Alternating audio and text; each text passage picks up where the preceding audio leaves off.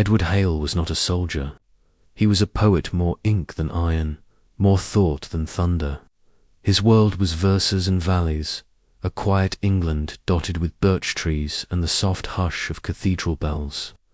He lived in a stone cottage in Sussex, with a typewriter, a mother who hummed hymns as she knitted, and books stacked high enough to keep the wind out. The war came not with cannon, but with conversation, slipping into parlours and train stations like smoke. A quick war, they said, home by Christmas. Edward, 21 and fragile of frame, enlisted not for duty but for doubt. What right had he to write of truth, he thought, if he had never stood beside it in mud and fire? He packed a notebook before a rifle, kissed his mother's cheek, and joined the 9th Royal Sussex Regiment.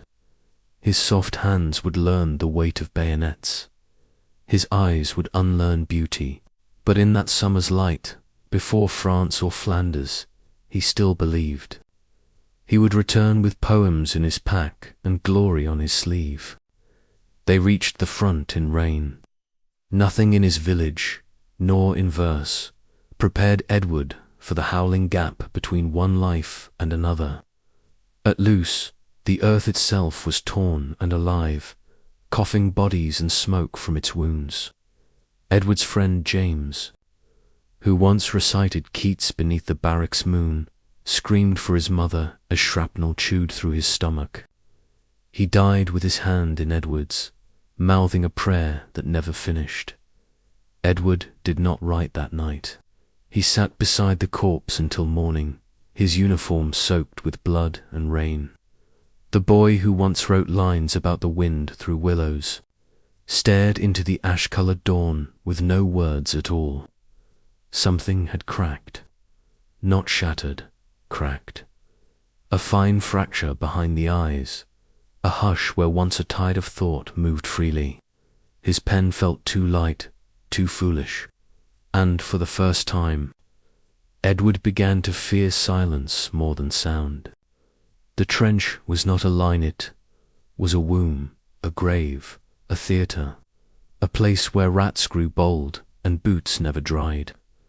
Edward's hands were calloused now, his poetry locked inside letters he never sent. The men called him Oxford, not kindly, but with a kind of tired affection. He carried their words more than his own stories of wives, children, ail, and aching. He wrote letters for those who couldn't, poems for those who wanted graves marked with more than names. Shellfire became rhythm, the scream of mortar, the whistle of gas. One night he watched a boy drown in mud, too thick to pull free. Another night he helped a chaplain bury 14 men with no names. He dreamed often of James, mouth still open, prayer still unfinished. But when he awoke, he remembered less of the dream and more of the absence it left behind. And each day Edward wrote one line less in his book, until finally the pages stayed empty. It came to a head on a morning of fog, when Edward found himself holding his rifle not at the Germans, but at his own boots. A moment, that's all. A second of stillness, of wondering if one pull could silence the war inside more than the war. Outside, he lowered the gun and wept where no one saw. That afternoon, a German soldier stumbled through the wire, arms raised, bleeding badly. The men shouted, ready to fire, but Edward saw a boy, the same age as James, as him. He rushed forward, waving his arms, screaming, "Don't shoot," and dragged the enemy to safety. The men spat at him later, but the officer nodded once, slowly. "Your hands are too soft for killing," he said, "but strong enough for saving." Remember that night Edward wrote a poem, not in beauty, not in peace, but in defiance of despair. A verse carved out of blood and smoke. For the first time in months, he felt human. Edward was changed, not mad, not yet, but hollow in a way the others weren't. He couldn't laugh at the crude jokes anymore, couldn't eat meat without seeing it rot in mud. He was caught writing a letter to the German boy he said, to be sent, just thoughts, apologies, and verses. When the letter was found, some called him a traitor. Rumors spread. His own comrades whispered coward. Kraut lover, half cracked. Command transferred him to a field hospital. To recover, the doctors called it neurasthenia, shell shock, a fashionable term, like a bandage placed gently on a severed limb. He would sit in whitewashed rooms, surrounded by others who twitched and wept and stared for hours at walls. Men broken not by bullets, but by memory. He began drawing instead. Of writing, sketches of hands, of eyes, of silence. A doctor said, "You should go home."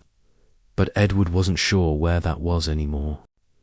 They sent him back, of course. Back to Ypres, to Passiendel, to the fields where names were drowned in rain. He wasn't healed, just recycled. A poet with a rifle. The mud deeper now, the sky angrier, the ground more grave than earth. One morning, a young replacement froze under fire. Edward remembered James, remembered the German boy. He stood, dragged the lad behind cover, and in doing so, took a bullet through the lung. It didn't kill him, not right away. As they carried him back, Edward laughed. He didn't know why. Maybe it was madness. Maybe it was the absurdity of surviving for so long, only to fall just before the finish. As he faded, he whispered a line of poetry he'd kept hidden for months. What is a man, if not a word that walks and bleeds? He died 1 hour before the armistice. The stretcher bearers did not know his name. The war was ending. Bells would ring in England. Champagne would spill in Paris. Mothers would weep in every language. Edward Hale's notebook was found in his coat half full, the last page torn. It was mailed home with his effects. His mother opened it weeks later and found a single line on the inside cover. "Forgive me for not coming back whole." She placed it on his writing desk, beside the pen he left behind. And sometimes, when the wind passed through the windows, just right, it turned the pages gently, as if Edward was still writing somewhere beyond the war.